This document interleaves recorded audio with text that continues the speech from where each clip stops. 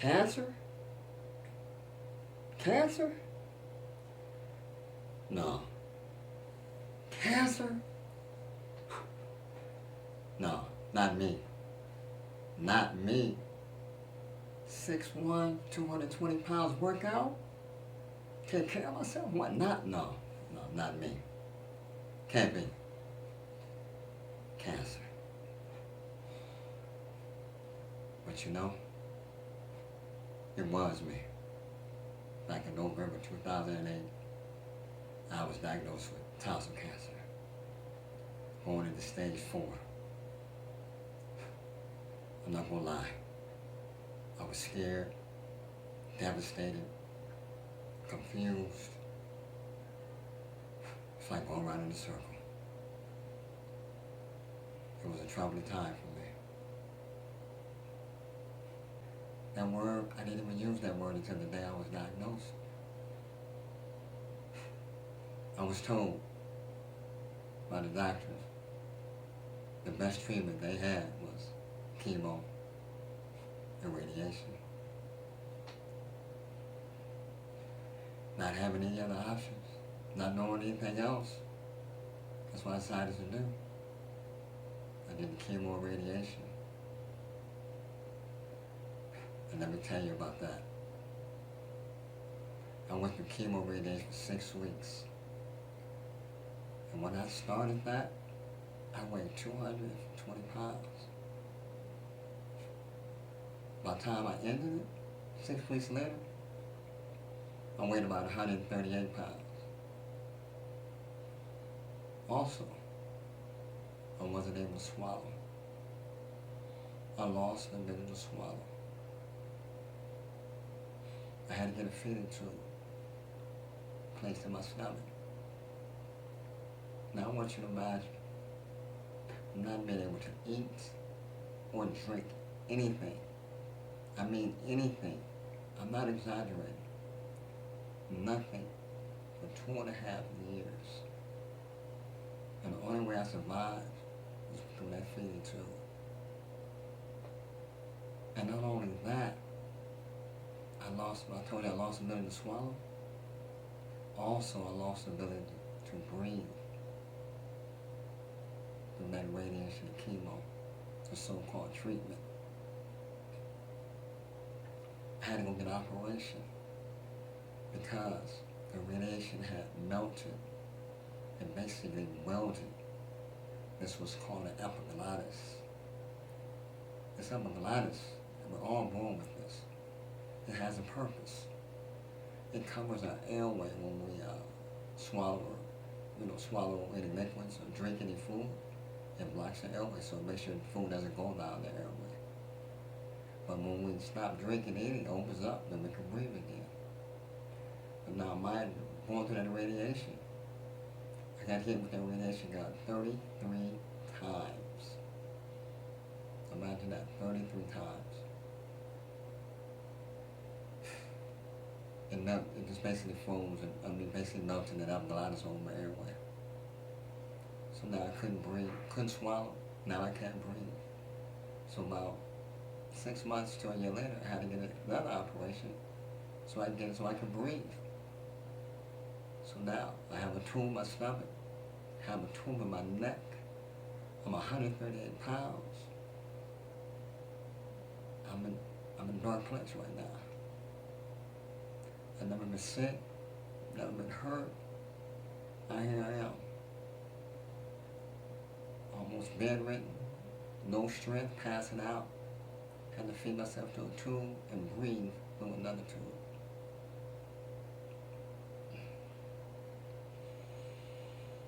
As I sit here and talk to you, I'm just sitting here thinking about all that I went through. It was a living hell. I mean, a living hell. Now, as I kept fighting, I just kept fighting to survive. Now, did I have moments of doubt? Yeah, I did. I had my moments of solitude when I sat there and I asked God, am I going to make it? Am I going to make it? And I promise you, I heard his voice. He said, yeah, you are. It's not your time.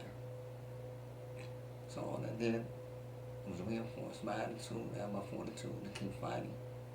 And so I did. Now, the doctors told me that they could remove the epiglottis so I could breathe. So they wanted to go and get another operation and remove the epiglottis. Now, mind you, this wasn't a cancer that did all this to me.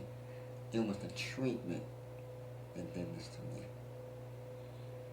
Now, they told me they could remove the epiglottis, but they also told me that they couldn't guarantee me that I wasn't going to swallow again, even if I could swallow with my throat. Because the epiglottis would not be there anymore, and it had a purpose. Now, the epiglottis, like I told you, blocks the airway.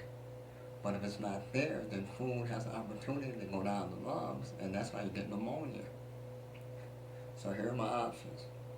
One, take the tube out of my neck, move the epiglottis, and maybe not ever eat again or swallow food ever again. Feed myself through the tube for the rest of my life. I want you to imagine that. Not able to eat any kind of food, any of your favorite foods anymore in your life. Because every time you swallow, food will go down your airway, you'll get pneumonia. And you can't keep doing that. So I decided, I prayed to God, I decided to go for it. And they did. They removed my epiglottis. I was able to build my own, and they removed the feeding tube. I'm sorry, not the feeding tube, the trach out of my neck. Now I'm able to breathe, but I'm not sure if I ever want to swallow again.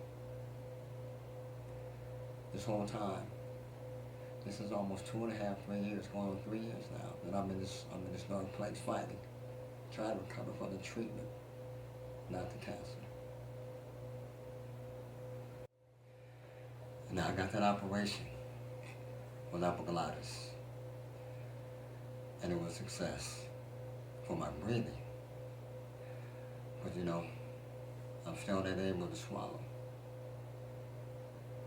So I continue to pray to God. Because I wouldn't listen to the doctors. They were telling me one thing, but I wasn't listening to them. I was hearing, but I wasn't listening because I know through my faith that they don't have the final word. They don't. So I continued to believe, and I gradually came out of that dark place because I kept hearing God's voice saying, "You're gonna make it. You're gonna make it." So I just continued to fight and fight. And then I was gradually, I was able to start seeing my throat start getting a little stronger, a little stronger, a little stronger. And I remember that day, I went back to the doctor's office. Because I wasn't sure, y'all. I wasn't sure. I was scared that I'd never, ever swallow. My throat was a little stronger, but remember, that epiglottis was gone now. That one thing that protected me was no longer there. No longer there. So I wasn't sure. I was afraid that I would never be able to eat again. But I went in to the doctor's office and they put a tube down my nose to view my throat. And they gave me some liquid, some colored liquid water. They put some color dye in there. And the thing they stuck down my nose was a camera. So that I can see if I was able to swallow and where the water would go. If it would go down my esophagus where it should go, or it would go down my airway where it shouldn't go. And if it did that, I knew that I would never, ever be able to swallow again. But I had to know. I had to know. So I went in. I was confident, but I wasn't sure. But I went in. I swallowed. I prayed. And then I swallowed. And it went out. It went down the esophagus where it should go. Now remember, how am I able to do this? How am I able to swallow without the epiglottis? I don't have that anymore. By the grace of God, that's how. The body is a beautiful thing. My body compensated for that epiglottis being gone. what I'm able to do when I swallow, I hold my breath real subtly. And when I swallow, my vocal cords close and they cover my airway. And the food and water goes down my esophagus. Only by the grace of God. My doctor can't even explain it. I know he can't. Because by the grace of God that I'm able to do this. Let me tell you, all that did was fortify, strengthen my faith in God. I always had faith. But sometimes you got to go through a storm to find out what he's made of, not what you're made of. And I wasn't, believe me, I was in a storm. A storm like no other in my life. Now through my journey and my time down, I did a lot of research. On cancer and treatment and things, other options. And through my research, I found some things, some natural things that can help heal it, help the body fight cancer cells and fight cancer and strengthen your body. So that's what I do now. I don't take any medication from any doctor. I take care of myself, eating right, eating the things I should eat to help my body fight any cancer cells that may or may not be there. I take natural herbs and things of that nature to keep my body strong and keep my body cancer free. That's what I do for myself. And I'll be cancer free going on 5 years, February 12th, 2014. You know, I remember when I was in that dark place I mentioned earlier, I was having a conversation with God. And I remember asking him, why me? Why me, God? You know, I was like complaining. Like, how come there not be somebody else? Why me? Why Dre? You know what he told me? You know what he told me? He said, why not you? And I thought about it. You're right. Why not me? What makes me so special? What makes me different? What makes me above anybody else? But I do realize that God does not give you more than you can handle.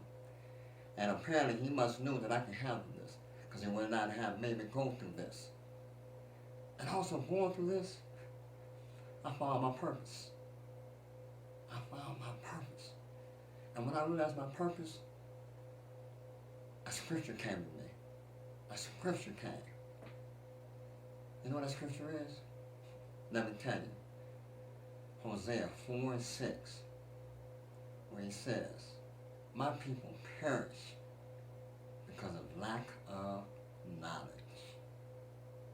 That's my purpose. To give, to express, to tell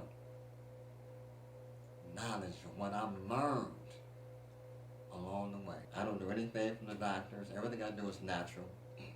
Because think about this, like I said, before medicine, how do we heal ourselves? Before so-called medicine came around, how do we heal ourselves? With natural herbs. You know, the earth, the stuff that God gave us, not something man made. God gave us everything to heal our bodies. And that's what I use to this day. I don't weigh 138 pounds anymore, as you can see. You know, 138 pounds. And how do I do this? By the things that I put in my body, ladies and gentlemen. By the things I put in my body. There's a website that I discovered. That's all the things that I'm talking about right now and more. This website will give you each and all the things you will need to help your body. I encourage you to go there. It helps me. I took another route, really. I would have took another route if I knew about other options. So my purpose here today is to give you hope, belief, faith, not in me, but in God, that you can make it. And there are other options out there that can help you survive, overcome, without any side effects that I deal with to this day because of the radiation and chemo, the so-called treatment. Now remember, The ailments that I have, the side effects that I deal with, are not from cancer, are from the so-called treatment of the cancer. I just want to help anybody that I can along this journey, because it can be dark. It can be lonely, and it can be dark, and it can be scary, because I know firsthand. That's why I'm doing it. That's why I'm so passionate, because I want to help any way I can.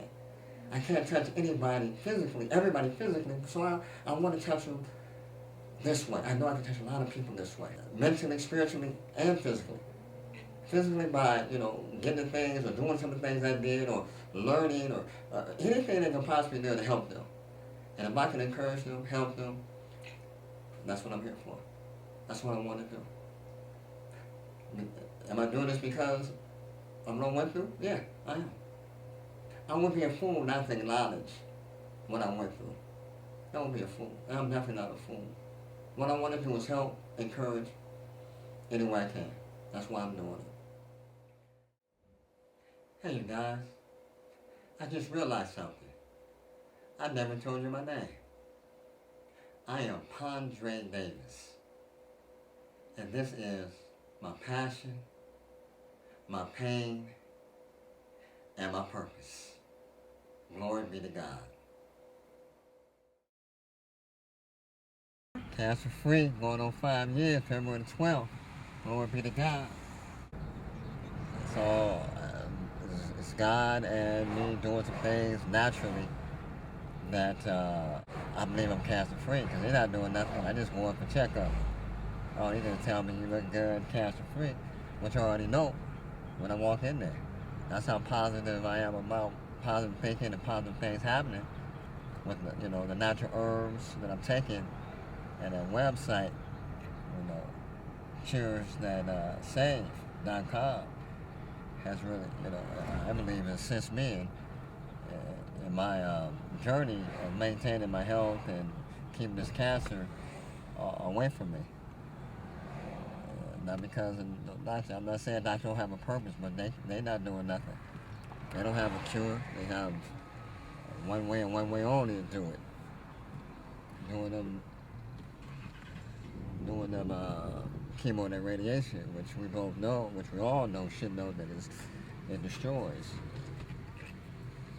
And there's other remedies out there that can heal and fight that cancer and heal and destroy it without destroying your body in the process and having terrible side effects.